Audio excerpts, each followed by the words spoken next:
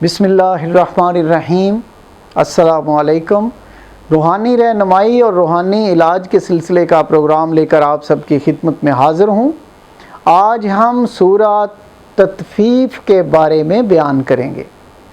اگر کوئی بچہ بہت زیادہ روتا ہو تو آپ 7 مرتبہ سورہ تطفیف پڑھیں گے، اس کے اول آخر 3 مرتبہ درود پاک پڑھیں گے اور اس کے اوپر دم کر دیں گے اور اس کا جو نقش ہے وہ بچے کے گلے میں پہنا دیں گے۔ آپ یقین کریں کہ یہ مستقل طور پر کبھی بھی بچہ یہ جس طرح ضد کرتا ہے، روتا ہے، یہ رونا بند کر دے گا۔